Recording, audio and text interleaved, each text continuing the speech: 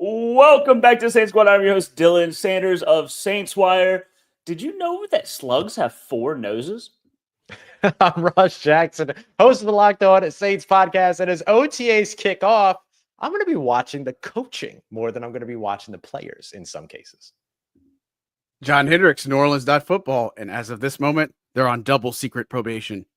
This is former Saints wide receiver Lance Moore, and I did not forget my AirPods today. Hey, yo.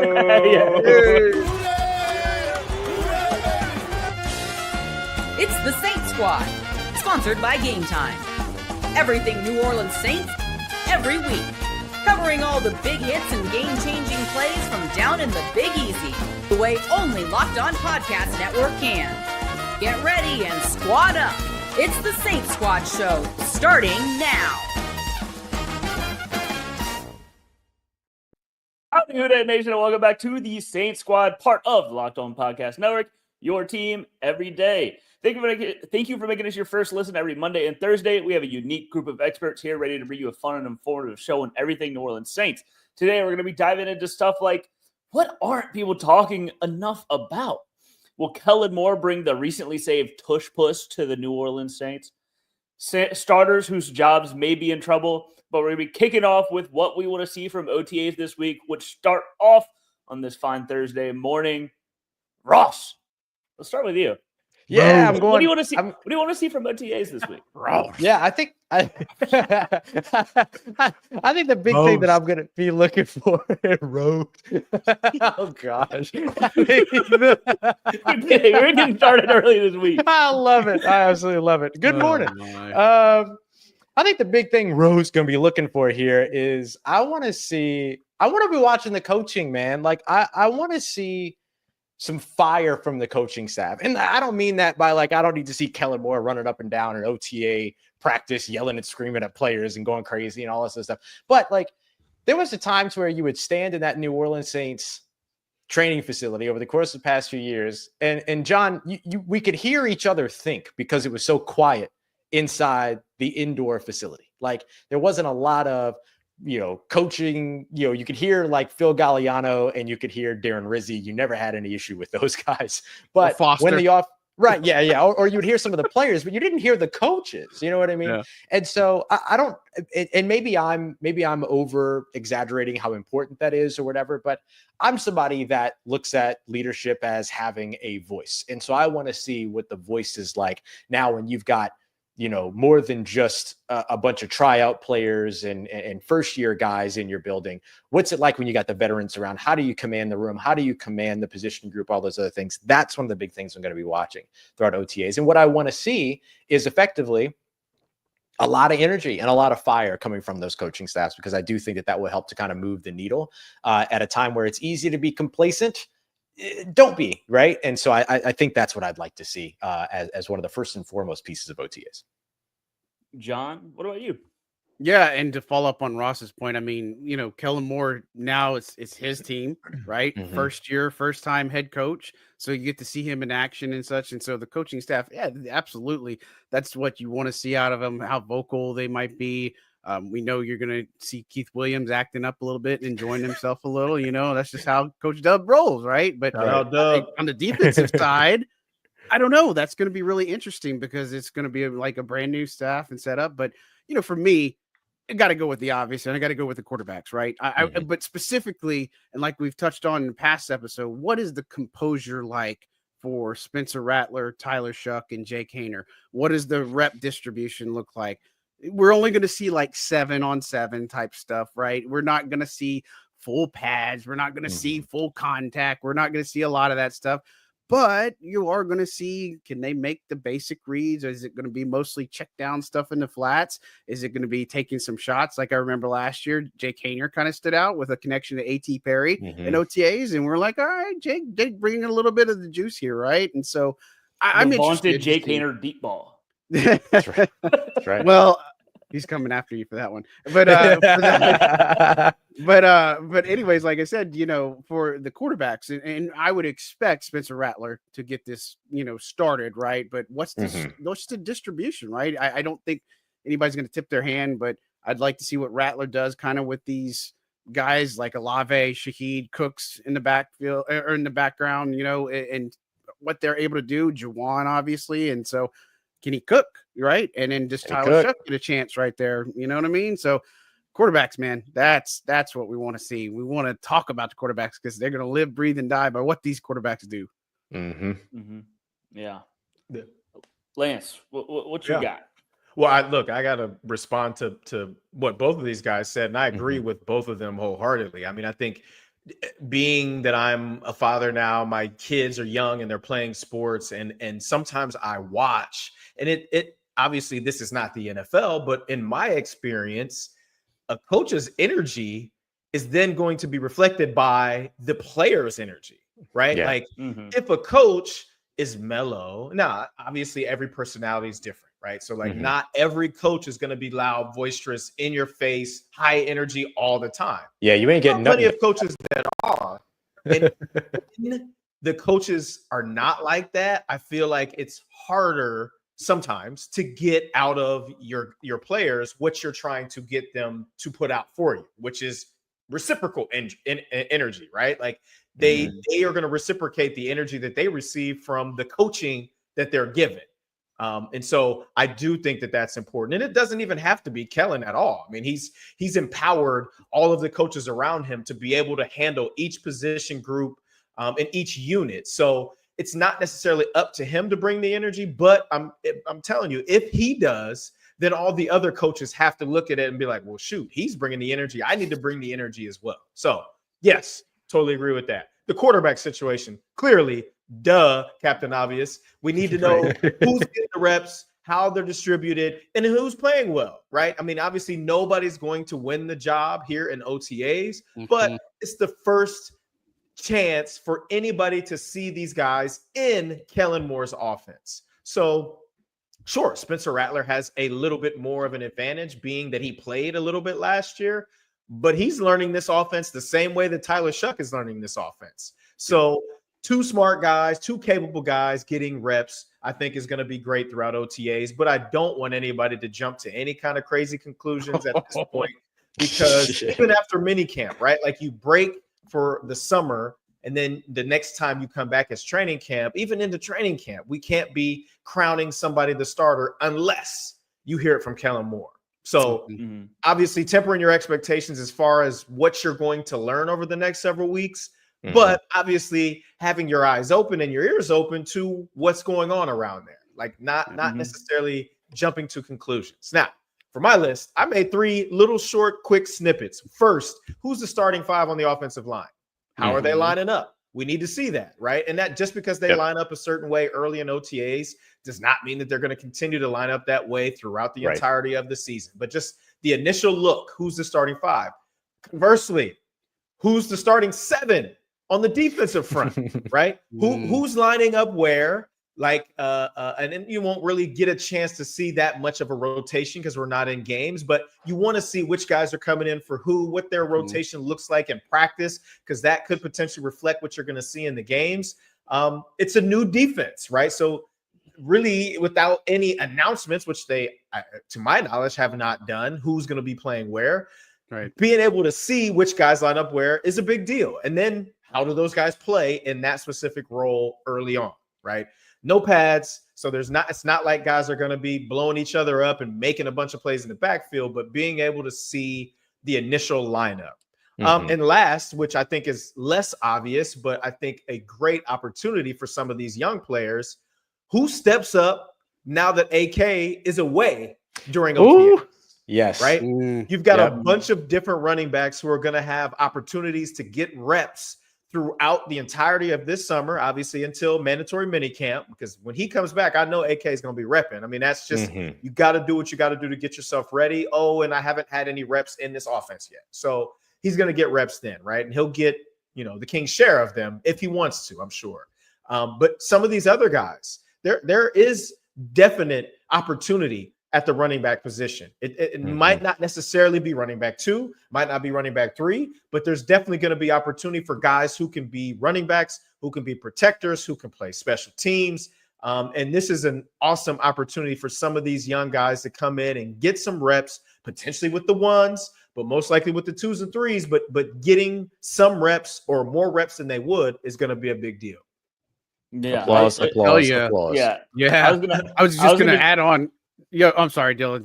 Just real quick. So 2 things you said about the positions. We did see the Saints OTAs, so Cam Jordan was working with Jay Rogers and Carl Granderson, so he would be an edge guy, is what I'm obviously presuming here. And look, everybody's going to look at those stats from whatever Rattler and Shough does. Whoever throws a pick, they are going to say, "Oh, Rattler went 5 of 5, QB1." Like, it's just going to happen. Don't eat the cheese. Don't eat the cheese. Don't eat the cheese. Let's just hold off a little bit. My bad, Dylan. Go for it. Oh no, you're good. You're good. Yeah, before you go, Dylan. I'm sorry, Dylan. No, I'm just kidding. Go ahead. We are not doing this. We're not doing it this week. We're not doing it this week. We're not doing it this week. I was just gonna add on. I was mostly looking forward to the running back room because Kellen Moore, he's done a good job getting the most out of these guys, and I'm interested to see whose skill set he really likes, what he does, and what he's asking people to do. And then also what I want to see from these wide receivers, because we don't have like a ton of the bigger body guys. I want to see who steps up and is ready to block or ready to get in there on offense. I want to see who takes this opportunity to use aggression to win over some favor in the coaching staff. No rock. Hey, to your point on the receiving the stuff, who in the world's playing tight end? Because Foster Moreau's still coming off injury. No Taysom Hill. Dallin Holker was in a boot last I saw him. I mean, they got other guys like Michael Jacobson and guys they had like Jake Stahl, last year and stuff. Jake Stahl, but that's an area where there's a huge, and Maliki Modaval, that's another one too. But that's going to be really interesting in itself too. Big opportunity for some of these younger tight ends. 100%. And this isn't maybe a question of like what we want to see. It's something we've already seen. I don't know, Lance, I wanted your input. What does it mean that Cam Jordan is there? Like, he's a veteran for so long. He's ready and working. Year 15. Like, what does it mean from a player perspective? Like, what does that say to you and say as a teammate, I mean, I feel like Cam has always been there. You know what I mean? It would be different if he was always there and then this year decides he's not going to be there. Like, then you could kind of start to question, like, okay, like, what's going on here? Or maybe, okay, he's an older player. He wants to spend more time with his family. Cool. And for him, you would never have to worry about him working out. Like, that's a part of his lifestyle, which is similar with AK. Like, AK hasn't been around for OTA, so it makes sense that he's not around now. And you don't have to do anything but jump on Instagram or Twitter and see that joker working out and doing crazy workouts. So, like, he's going to be in shape. But, just Cam is a consummate professional, right? He's a team leader. He's a guy that not just loves football, but loves this specific organization, loves his teammates, and is going to be a watch me guy, right? Like, I'm in year 15. I'm older than every single one of you that's here. Watch me work. And young guys, come along with me, because as I'm trying to get better, I'm trying to bring all you guys along with me. And if somebody like him is around, then all the young guys have to be looking at him and say, well, shoot, this is a future Hall of Famer that I've got to be able to watch and train with and try to create and pick up my own habits as far as becoming a pro goes. I think it's amazing, man. Like, he's been nothing but amazing and exceeded all expectations on and off the field. Not just a Hall of Fame player, but a Hall of Fame human as well. And I'm honored to say that I was his teammate for a couple of years early on in his career. Did you see it then? Like, not the play, but like the personality, or the personality's always been there. Like, that was never, there was never a question about, oh, does this guy have what it takes to be, a great human off the field and be able to interact with the media and be great in the community. You could see that early on. And you could see flashes as a player, right? Like, he wasn't a full-time starter right away. He was in a rotation with some guys that had been around for a long time. RIP to my brother, Will Smith. But it's to me, it's honestly, it's not surprising that his career has turned out the way that it has, with just being around him and watching him work. And I just still remember him running barefoot in the indoor facility, extra, like after practice or after workouts and OTAs and stuff. And again, it's definitely not a surprise that he's had the level and the amount of success that he's had. That's dope. Yeah. Makes me think of Juwan Johnson juggling barefoot pre-game every single game. Wild to me. Yeah, routine, man. It's like we're as professional athletes, we are creatures of habit, and doing the same things over and over again allows you to get into whatever the mode is that you need to get to perform at your highest. And that's a part of his routine, right? I mean, I did the same things before every single game, no matter where I was playing, what team, what year. My preparation remained the same because I knew what it took to get the best out of my body. And these guys that are veterans that have been around and had success understand that as well. Yeah. Well, we've warned against people losing their jobs losing their starting jobs in OTAs, but they're not all safe heading into the year. As a small business owner, your work doesn't end when the clock hits 5. Your business is always on your mind, which means that when it's time to hire, you need a partner that works just as hard as you do, works just as hard as Cam Jordan does in year 15. That's where LinkedIn Jobs comes in. When you clock out, LinkedIn clocks in. LinkedIn makes it easy to post your job for free, share it with your network, and get qualified candidates all in one place. Post your job. LinkedIn's new feature can help you write job descriptions and then quickly get your job in front of people with deep candidate insights. And here's a pro tip: add the hashtag hiring frame to your profile picture to double your reach to qualified candidates.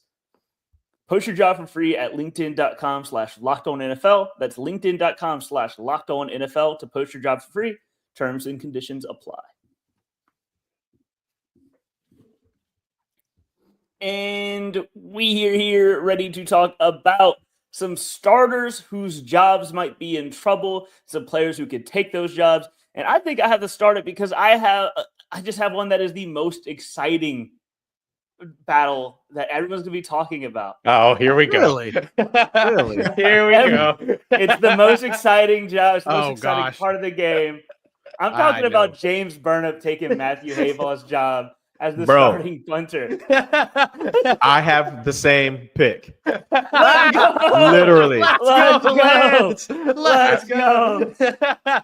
I knew it was coming too. As soon as Dylan was excited, I was like, oh no, let me find somebody else. He's been hyping him up since the beginning. We're officially a special teams podcast, gentlemen. All 4 of us have made it. We've all made it. Oh, man. One of a kind. Phil will be happy. But seriously, I do think that is one of the biggest spots where the Saints need to improve.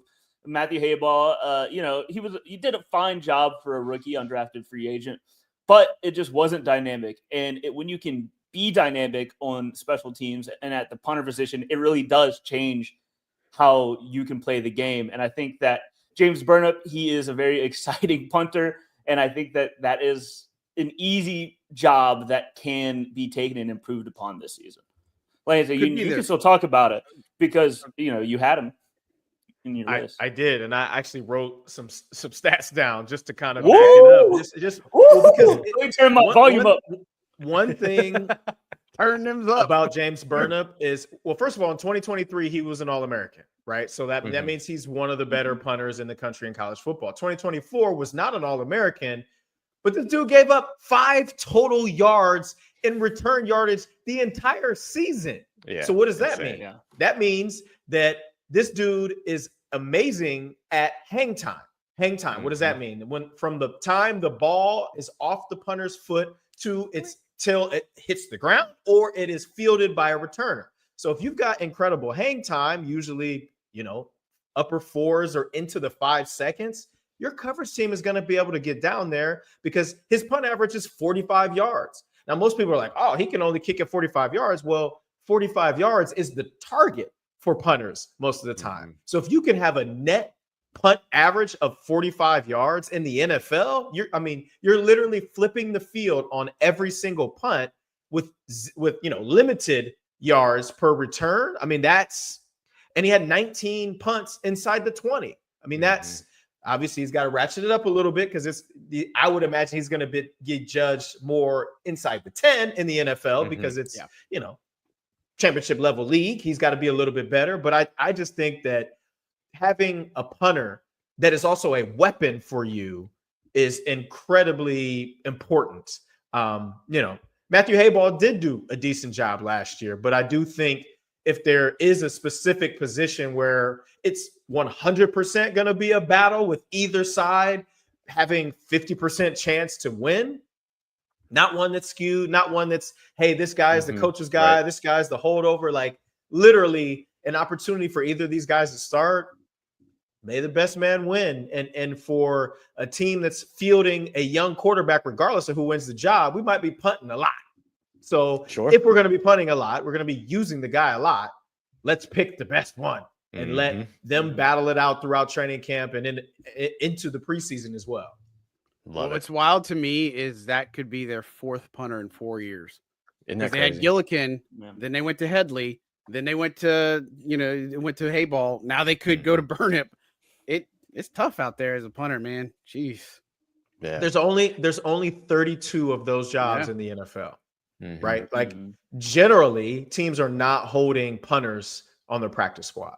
Every now and again, there's a team that will have an extra punter as their kickoff guy, right? But those days are kind of slim, like at this time. Usually there's one per team.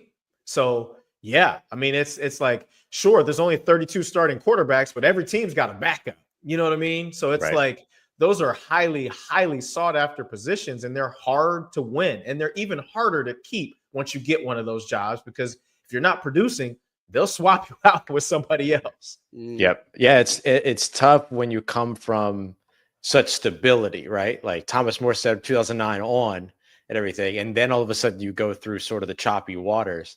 It makes things a little bit more challenging when that's the case for sure. Yeah. Man. Punter talk. I love it.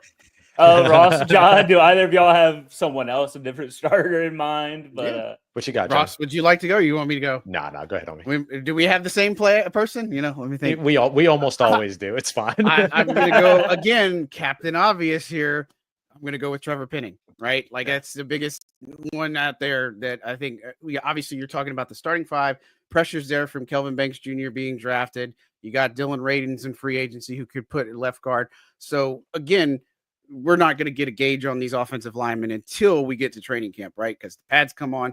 But again, when I talk to Brendan Nugent, the footwork, the hands, all the stuff that they do from now until training camp matters in the sense of when you get to training camp, all it is putting on the pads and making sure that you've got all that basis down. And then, you get to hit somebody, maybe fight with somebody, maybe, bull rush somebody, whatever the case may be. But it's got to be Trevor Penning for me, just because the simple fact that the pressure's on there. We don't know if they're going to swap Fuanga and put Banks at left tackle. We don't know if what the plan is really. And part of that's exciting. And when we looked at rookie minicamp, Banks was playing all over the place except for center. That's the only position he didn't play. And they specifically said, Nugent had said that they wanted to see how they reacted to that. And so it was really interesting because I don't think I've ever seen that in a rookie minicamp or nothing in the past, since I've covered the team that I've seen something like that happen. But, pressure's on Penning. And can he be the jumbo guy? I mean, they brought back Will Clapp. They still have Landon Young on the roster. And so there's other players that are also there that would be there for competition. But Trevor Penning's in a real, he's in the fight of his life. And I just don't know that he's going to get the open favor to start. Yeah. Yeah. I think anytime you're a first round pick and then at the same position, they draft another first round pick at your position. And then the next year they draft another first round pick at your position. I mean, that says something. That says something for sure. What does it say? Oh, I think it says that your job's in jeopardy, right? Like I think that it says that, or at least that you have something to defend at this point. Let's say it that way. Not so that your job's in jeopardy, but that you have to perform, you have to earn your spot to keep your spot. And so whether that's his starting role at tackle specifically, he could still start somewhere else, or if it's his starting opportunity as a whole, there's no mystery for Trevor Penning in this situation, I would imagine. I would be very surprised if we go into OTAs and see Kelvin Banks lining up over Trevor Penning. I just don't know if they're going to give him that treatment early on as a rookie. But I think that's what something to really pay attention to in OTAs is. I mean, Lance hit it on the top of the show about what we're seeing. Who's the starting five, right? And we might read into a lot of it, but I think they'll give Penning at least a crack. But I don't know how long that's going to last. Yeah. DeRoss, did you have anyone else in mind, or was that? Yeah, it? I'll throw somebody in there that I think has to defend their job right now, and I'll go to the other side of the trenches, and I'll go with Colin Saunders. And I think that a big part of that, like when he returned after the beginning of last season, and he was there, he was a starter pretty much all the way through, right? From when he was back on the field and all that. And so I highlight him not because I think that he's at risk of losing his job because he's underperforming, but because like the scheme is changing, right? And so anytime that your scheme changes, there's new coaches, there's new alliances, not alliances, but like the alliances aren't there, the relationships aren't there, things like that. Like that challenges to or threatens to upset anybody in everybody's role. Like anybody can get it after a certain point. And so for a guy like Colin, who is playing a position that is going from two players being on the field to potentially one player being on the field in certain situations at that spot, unless he's going to be able to bounce outside to be a 3-4 defensive end to maximize his opportunities, like he's going to have to prove those things. He's going to have to show those things. And then so on top of that, a third round investment in Vernon Broughton, Christian Boyd coming in, who has the most nose tackle experience out of anybody else in the roster in recent years. Up until 2023, when Colin Saunders got to New Orleans, he had never taken more than about 17 to 21 nose tackle snaps, nose to nose with the center in a single season.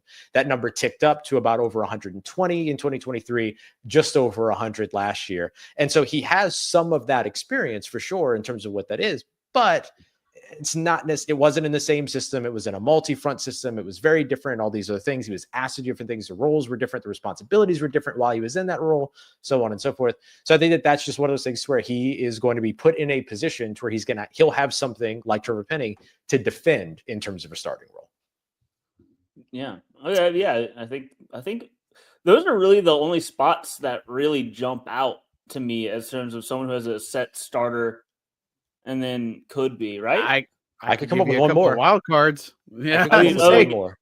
Okay, I want to hear it because maybe I'm just thinking of I'm not thinking of a set starter, but who I'm ashamed of you that you don't have one of these already ready to go, Dylan. I'm very ashamed of you. Maybe not from week one. Maybe not from week one. How can you not elevate the conversation between Blake Groupie and Charlie Smith? That's exactly what I was going to say. I know it, John. Okay. We're here. And Dylan, fake special teams boy over here, only talks about two positions. Okay.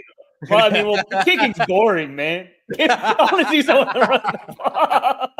Yeah, Charlie Smith drilling a 60-plus yard field goal. I'd rather watch a 60-yard punt than a 60-yard field goal, and I'll go to my grave on that. No, you're right. That's true. Blake Groupie's left a little to be desired. It's like it's a distance versus accuracy thing, right? Like if Charlie Smith, we know Charlie Smith has the distance. If he proves the accuracy on top of that, or improves the accuracy from last year on top of that, then like there's going to be a conversation at that point. It's not that Blake Groupie necessarily underperforms. It's can Charlie Smith put both things together in a way that that wasn't there last year. And so I think that's absolutely going to be a big part of the conversation this season too. Or this offseason, excuse me. Yeah, and look, and the thing is, Groupie's a restricted free agent after this year. And in the past, restricted free agent tender was something you pick up no matter what. But the tenders have gotten really high, and especially on a kicker or something, they're not going to do that, right? And they got the roster exemption for Charlie Smith again this year. So, look, if they roll with Groupie, Smith might be 2026 kicker, right? Yeah, right. Worst case, if we're going down this path, but. Look, it was a good battle last year. I really thought like it was neck and neck for a while there in California, and we saw a lot of excitement. When he drilled that 60+ yarder at Tulane Stadium and such. So it's just it's going to be interesting, and I think where Charlie Smith has a leg up here. No pun intended. I really wasn't trying to do that. No pun intended. That's a good pun. Pun celebrated. Pun celebrated. With the pun approved. But with the new kickoff rule still, and with some of the changes, his directional accuracy is so much better because of his background. Like the way he can place the kicks is just like, you'd have to see it to appreciate it, right? But I mean, this special teams nerd 101, like, golly, this whole half of the show has been about special teams, but like that matters because of the placement and the touchback rules and all this stuff. And so I think that's an area where Charlie Smith has a little bit of an advantage here. And you have the new onside kick rule where the kicking team's a yard closer, and they're wanting to see if that's going to tick things up. I mean, we don't know. We'll see if it has an impact, but you know, it could be a big piece to it. Well, you don't have to be in the fourth quarter. I'm sorry. You still have to declare. You have to declare. You just have to be trailing. I do declare, sir. Well, I am going to be kicking this here onside kick, sir. There you go. Thank you, Rod. But let's stop talking about special teams and go to a different fourth down play and talk about the Tush Push coming up next.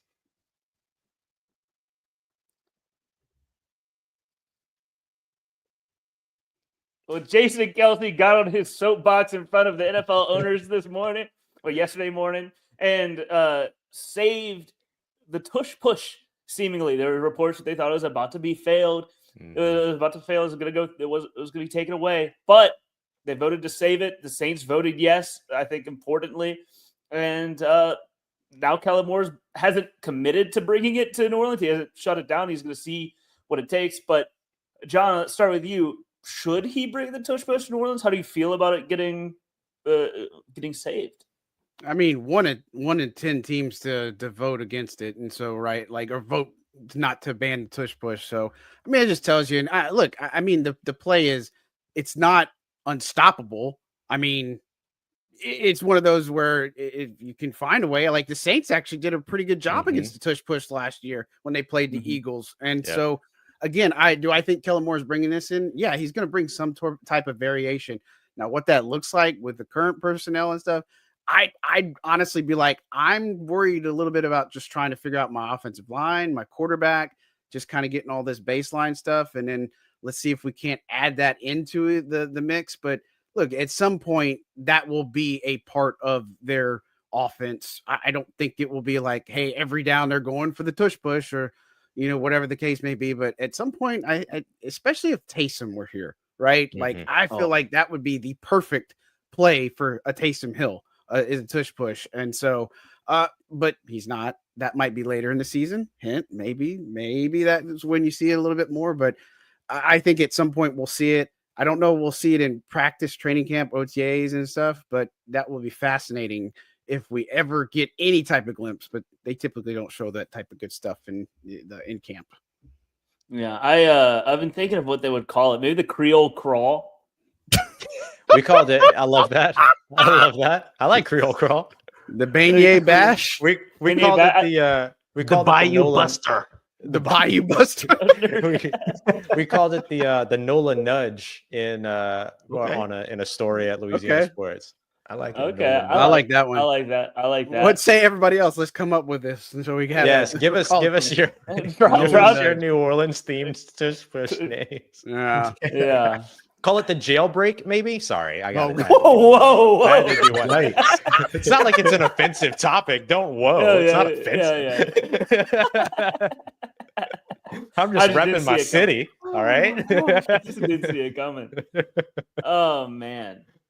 Ross, what do you think about it getting banned or not getting banned, and then going from there? I think it's a good thing that it didn't get banned. I think that it's a reckless precedent to set as the NFL that you can ban things that you're having trouble stopping. I think that's a reckless precedent. Now, maybe I'm over exaggerating about that or whatever, but like that is not something that I would want to see the NFL be able to do. So I don't think that they should ban it unless they actually had injury data to back up the health and safety piece of it. If we're just going to sit here and say, well, somebody could get hurt though, then you have to ban the game. You can't just ban the damn play. Right. You know what I mean? Like, because I mean, we've seen more than enough, like the kickoff, right? The kickoff got adjusted and got redone because there was injury data that supported the need to do that. So they took that injury data, they took that into consideration, and they came up with a smart and wise way to change and improve the safety of that play while keeping the play in the game. Hip drop tackles. We had data across the NFL that showed that this was an issue. Now they penalize it. If you're looking at the tush push and saying, well, it's a health and safety concern, and you have no data to say that it's a health and safety concern, it's not a health and safety concern. You're just upset you can't stop it. And so I take the Todd Bowles approach, which, by the way, shame on the Tampa Bay Buccaneers for reversing course on this, because they went from voting no to voting yes, even though Todd Bowles is the one who publicly said, if you don't like it, find a way to stop it. What happened? Jason Light? Like, what happened, you guys? And so I think that that's something that should be the attitude of the situation. If you don't like it, stop it. If there ends up becoming an injury issue, then work on how to make it safer, and that's it. So that's how I feel on it not being banned. I celebrate the fact that it hasn't been banned yet. I think it will be banned for 2026. We watched it go from the April meetings at a 16-16 deadlock to this recent voting to 22-10. It needs 24 votes to pass. So 2 more owners change their mind, and then all of a sudden this thing is banned. I think it will probably happen before the 2026 season. So if I'm the New Orleans Saints and I'm Kellen Moore, what I'm doing is I'm implementing a version of the tush push in New Orleans that can be adjusted in case it gets banned for next year. Like, if I'm going to spend time installing this play and getting it right, because there's a lot of little things that have to go right. It's not literally just push the guy. Like, there's a lot of things, and there's a lot of technical things that happen with all this, and the way that they do things, why they do them, the timing of the way that they're done, all this other stuff. You're going to have something that's ready to be adjusted for when it's banned in 2026, if you're going to dedicate the time to it. So if you can find a way to do that, or get ready for them to ban the idea of players being push, which again is also, I think, a thing that shouldn't be taken out of the game. Otherwise, you don't get the Kendre Miller touchdown from New York last season, for instance. But be ready to adjust based on that. That would be my one thing. Don't dedicate a bunch of time and resources to installing it as it is, with the idea that it's going to get banned in 2026, which seems likely. Be ready to adjust it or make some adjustments to it. Like John said, have your different version of it. That would be my one caveat. I'm just still salty grapes that they ban dunking on goalposts because Jimmy Graham embarrassed the Falcons. That was the dumbest thing. Yeah, so stupid. I've never had grapes with salt. I'm just trying to picture that. It's sour grape. You don't want salty grapes. You want sour grapes. Like, I get what you're saying. No, I mean, dude, man, I was giving John benefit of the doubt. I was like, maybe people eat grapes with salt. Who knows? I said sour grapes. I thought you said salty. I definitely heard salty grapes. Same. I'm gonna have to go back and check the tape again. Yeah. Run the tape. I need some more coffee, tape. y'all. All right. Get that cleaned up. Sorry, y'all. I did. Go to the tape room. Lance, what are your thoughts, feelings on the tush push, Creole crawl? So I echo both of their sentiments. Like, it's a legal play, so it should remain legal, right? Mm-hmm. In the spirit of competition at the highest level, it sounds very, I don't want to use the term, but babyish, I should say, of teams wanting to outlaw a play that seemingly is unstoppable. If somebody is good at a play, in the spirit of the game evolving, find a way to stop it.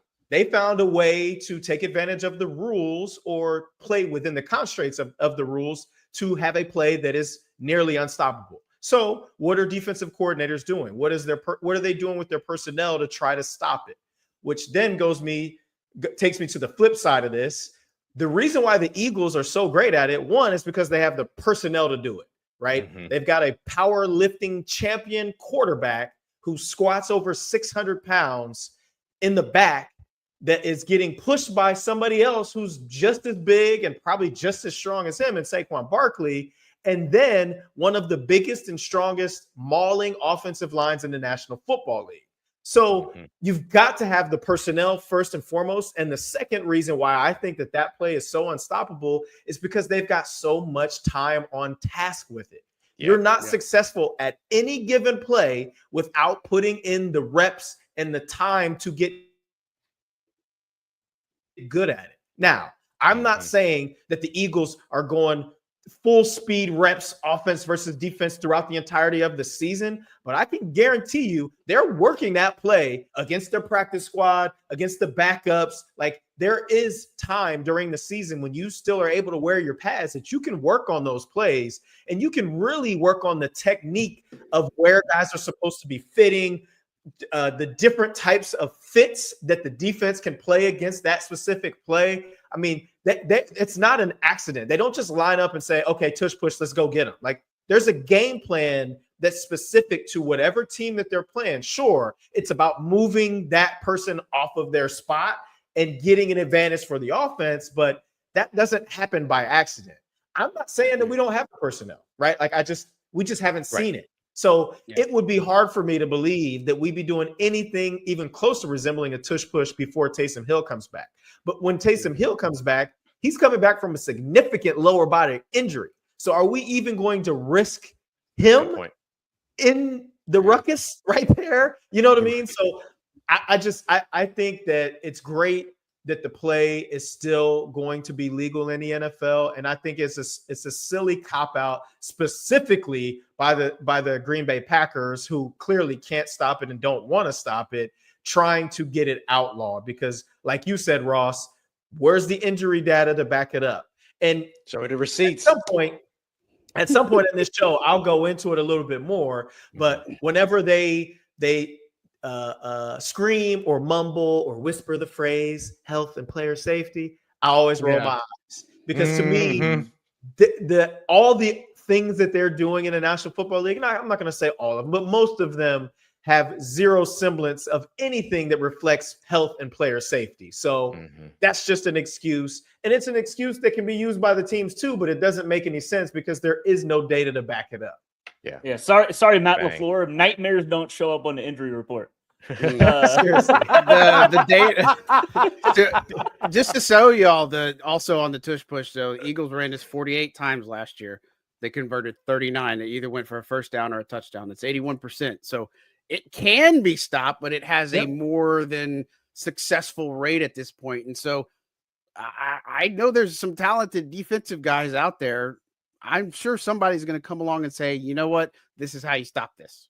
Well, so question though, like, seriously, this is a serious question, and I'm not trying to be a smart aleck, but what is any different about the tush push and a QB sneak? It's literally this. It's literally the same exact concept, except for there might be a guy or two pushing the ball carrier. That's literally the only difference.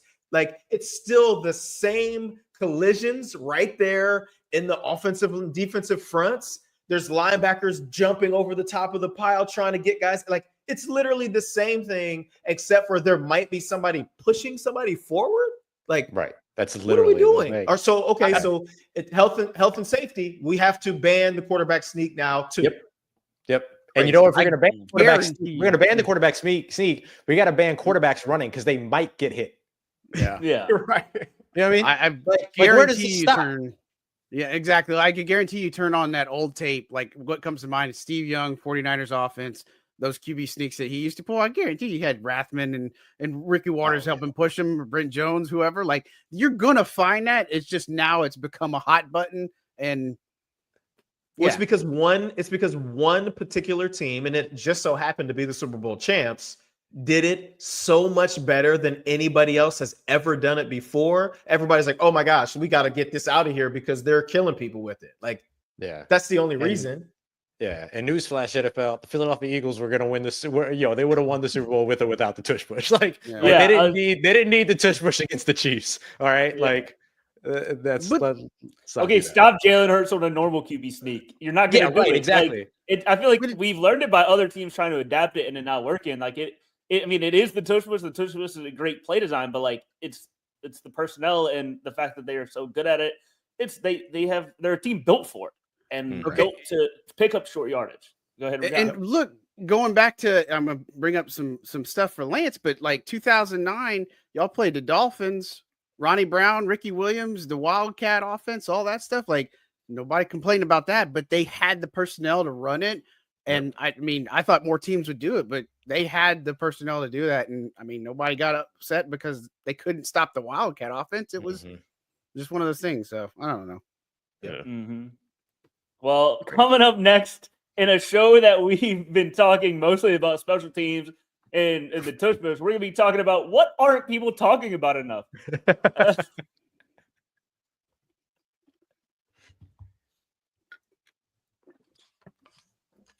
Wrapping it up today, we are going to be talking about some stuff that people are not talking about enough. Get some stuff off our chest. I'm going to go because it goes back because to you the want to Kellen talk Moore about a punter again. I'm going to talk about the punter again. No, it's not what people aren't talking about at all. But I feel like most of the conversation around the quarterbacks hasn't been around this, and most of the conversation about Kellen Moore has been, like the run game of the Eagles. But I want to see some more aggressiveness on offense.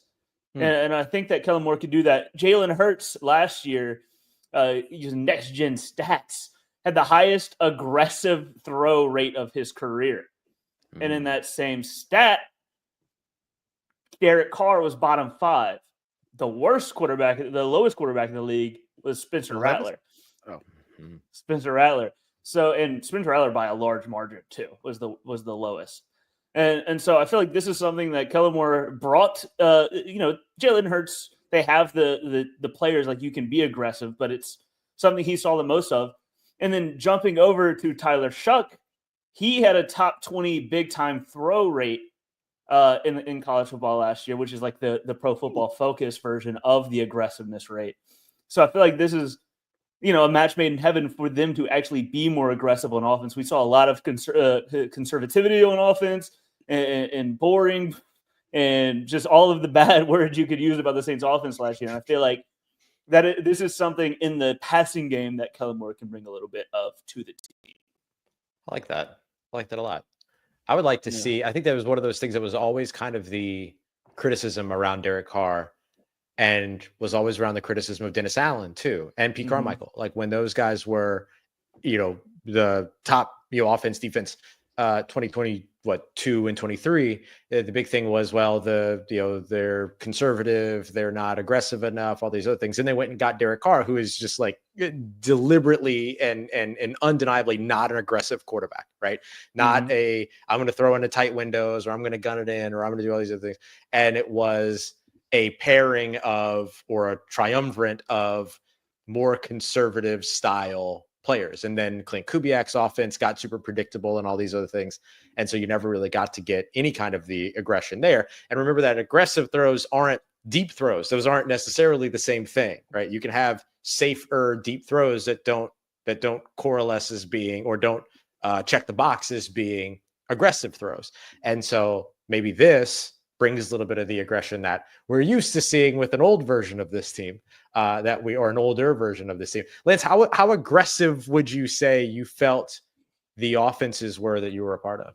The most aggressive, right? Like Drew would throw into this window, like it didn't matter. Yeah. Well, I mean, it's and that again is another one of those time on task things. Like you don't just start out all brand new, where this 06 were the super aggressive Saints. That happened over time. And it does have a lot to do with the quarterback. I mean, obviously the coach is the one that's calling the plays, but the guy that's pulling the trigger is the one that's going to be aggressive or not, right? The coach can call a super aggressive game plan, but if that quarterback's not letting it rip and he's throwing checkdowns, then the team is not, by result, they're not aggressive. So we were definitely aggressive. And Sean would tell us going into game plans, like, hey, I'm going to take a shot once a quarter. I'm going to take a shot once a half. And we're going to throw the football today. Like, so, and it doesn't just have to be throwing the football, right? You can call aggressive plays on the ground as well. But it's just a matter of timing. It's a matter of scheme and what defensive tendencies are. There's a whole lot of stuff that plays into that. But I do feel like that's part of the reason that we were as good as we were for as long as we were, because we were aggressive, and we always kept the defenses like on their heels trying to figure out what we were doing. Yeah. Can y'all? I was gonna say one more thing. Sorry, John. I'm doing it to you. Can y'all guess which section of the season last year that Derek Carr was the most aggressive? The beginning. Was it the first two games?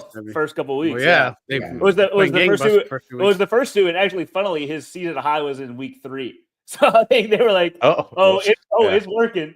and then Yep. it would slowly start Yeah. back down.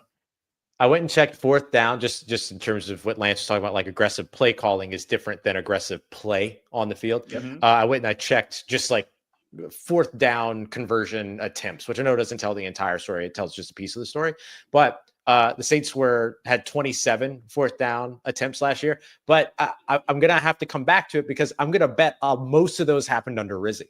Like that was Darren Rizzi who was like, you know what, whatever, we'll go for it. But you go back to... Yeah, you go back to the first season when it was Dennis Allen and it was Pete Carmichael, or not the first season, but 2023, Dennis Allen, Pete Carmichael, Derek Carr's first year. They were tied for the 5th fewest attempts on fourth down. So just a bit of the conservative nature in terms of the play calling side, in terms of risk taking at that point, is something to be said with that. Mm-hmm. Yeah. I was just going to ask if Lance remembered what a Sean Payton call was like the actual call. Like a play call? Yeah, the play call. Do you remember? I know Drew tried to, but you remember any specific? I mean, I'd say put you. Yeah, I'll give you a good one, and this is a shot play. Okay. Boogie to green right stack, Z fly, fake right 35 bob, naked right Z Tupelo. That's a shot play downtown Tupelo. Tupelo, you run to Mississippi. That was a play. That was a play that was put in for Joe Horn, who's from Tupelo, Mississippi. Oh, that's way awesome. back in 2006. So it's a play fake over to the left side. Quarterback rolls around. Well, let me start. Boogie is a shift, right? Mm-hmm. So the receivers are switching sides, the tight end switching sides. Then you got Z fly. So the Z's flying back to the strong side. The play fake is to the left, right? Fake the run to the left side. Quarterback rolls back right. You've got the tight end that's slamming and going to the flat. The X on the play side is going on an over route, and that Z is running a stutter downtown post. That's a shot play that he put in for Joe Horn, that Devery Henderson ran, that Robert Meacham ran. I mean, all the speedsters, the downtown catchers, pass catchers. I'm sure Brandon Cooks ran that play. Kenny Stills ran that play. I mean, I remember that play call. I remember a bunch of the play calls, but that's a longer one off the top of my head. I love the Tupelo piece in that. Yeah, Tupelo. That's awesome. That's awesome. Yeah. Well, look, all this talk about what has not being talked about enough, and we're talking offense and we're talking aggression. To me, something stands out, and this wasn't where I was going to go. Maybe we'll get to that down the line, but an offensive identity, right? Like, we could have an offensive identity again. It's been how excited he is. A long time, right? Like it's even the last couple years. Even the last couple years with Sean, even the last couple years with Sean dealing with the quarterback situations that he had to deal with, the injuries through the entirety of the offense, like it was hard to kind of see even what they were trying to get done. Like, I mean, I like Clint Kubiak. I think he's a decent coach. I hope he does well in Seattle. I just couldn't tell you what the heck he was trying to do last year. I do think part of it was Derek Carr, hot and cold, injured or not. Like, I do feel like it was that. I do feel like it was injuries on the offensive front, which really, really hurt us early on. So he couldn't really get to the stuff that he wanted to get to. Obviously, we have to stay healthy. Like, that's paramount. But being able to have a coach that has consistently been very, very balanced when it comes to play calls as well as the yardage. I mean, last year, I wrote it down. Last year, the Eagles averaged 179 yards on the ground. Now, they did have Saquon Barkley, number 2, and Jalen Hurts, and 206 yards in the air. So you're talking right around 400 yards, and there's, plus 25 or more in one direction or the other. I mean, that is going to be a tough offense to contest with, one that is equally successful through the air and on the ground. And I think we've got the personnel to be good at both. Like, it's hard to win when you're only good at one thing. Really, really hard, right? Yeah. To be able to do both will not only allow us to be more successful offensively, but it'll also allow our defense to be off the field more than it's been off the field the last several years. And I think that helps them to be better and more fresh, especially down the stretch of games and into the latter parts of the season.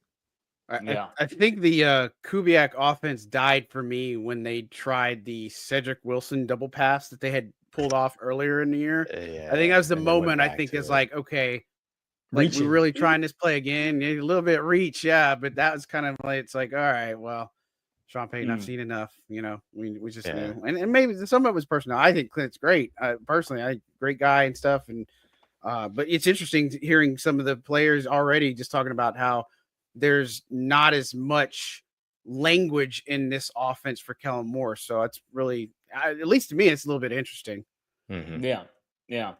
Well, John, you don't want guys to think, man. You don't want guys to think. You want guys to be able to play fast and play in a reactive mode, not a mode where they're, where do I have to get lined up? Where am I motioning to? Where am I shifting to? Who's guarding me? What's the coverage? Like, if you're analyzing everything, it's really, really hard to play fast. And if there's less by design to be able to make sure that these guys know exactly what they're doing and can play fast, then so be it. He's had success. So it's not like he's some new coach in his first year ever calling plays. Like, this is a guy that just came off a Super Bowl win. So we know he knows what he's doing, and he's going to install the offense in the way that has allowed him to have success in the past. Yeah. Ross, were you going to say something? Or I thought I saw you. Or nah, bro, I'm just here to look pretty. Okay. All right. Keep going. John, do you have like a thing that, you know, maybe you want to give some light on that hasn't been talked about enough? I mean, I kind of talked a little bit about it earlier, but I still think one of the areas that is really concerning for me is this tight end group. Like, I get Foster will come back at some point, but I don't know if that's a guarantee he's going to be ready for training camp. He may have to start on PUP. He's not exactly coming off of just a simple injury, and this happened late in the year. You know what I mean? Like last game of the year type situation. And so I really am questioning what that's going to look like in the tight end room. I'm legit concerned because Dallin Holker, again, he was in a boot. No Taysom Hill. So Juwan's your only healthy tight end. Beyond that, I don't know any of these guys have played a NFL snap, you know, but exception of Jake Tall. Yeah, you know what I mean. Or Tall, sorry. Yeah, but I'm concerned about the tight end room a good bit because they want to use Juwan to, you know, in the second and third levels. But if Juwan gets hurt, what's your plan? Like that is just, I don't know. Maybe it's what keeps me up at night, but I really think right now that is the single area on this team that I feel is the weakest out of any position out there. I even like, I know quarterback is probably easy, low hanging fruit, but the tight end spot, I'm like, especially for a young quarterback needing a security blanket, if it's not just Juwan, who is it going to be? I feel like that tight end room has a lot of questions to answer. Yeah, and I feel like it is one like it is like a safety blanket, but also the Kellen Moore, I feel like gets a lot out of the tight end, and you can make that a very dynamic piece of the offense, which I think is what I'm most excited for about the potential of Juwan Johnson in this offense, because I feel like that is what he has been more of like a Kellen Moore tight end than a Sean Payton, Pete Carmichael tight end, like at least on paper, but try to put into that old role. So I feel like he could, you know, blossom in this offense. Tyler Warren. It's too late, Lance. It's too late. I mean, it would have been perfect. Yeah. I feel like Sean Payton is perfect. It's perfect. He would have been perfect in this offense. And I do think that Kellen Moore does enough two tight end sets that both him and Juwan Johnson would have been able to coexist and make plays. But I digress. We didn't get them. Mm-hmm. Ross, do you have anything to close this out here? Yeah, I'll try to be quick with it. I think one of the big things we're not talking about enough is that the Saints are finally set to shape their future in a positive way. I think that we've all kind of covered what the short-term impact of what changes have happened and everything, but I don't know that we've gotten the opportunity really to go into what can happen as they move forward. Rookie head coach, rookie contract for their quarterback, $30 million effectively coming back over the next couple of years from the Derek Carr deal, which was such a humongous win for New Orleans. Their best cap situation in nearly a decade. As Lance said, they're able to now start to build an identity and build towards that. So I think that they're finally in the best shape that they've been to be able to finally take advantage of that. Now they have to do the right things moving forward, but this is the best opportunity that they have had since the retirement of Drew Brees to really shape their future in a positive way moving forward. Yeah. Well, let me shape your future for you by telling you to be right back here on Monday to listen to the next episode of the Saints Squad. Thank you for listening today. Check out me, Ross, John, and Lance on our socials for the latest. We'll be right back here on Monday with you. And ready to talk about some more New Orleans Saints. Talk about what happened over OTAs. Whose job is the starting quarterback figured out already? I think special teams. Special teams. But until then, go ahead and make Ross Jackson and Locked On Saints your Ross Jackson and Locked On Saints your second listen of the day.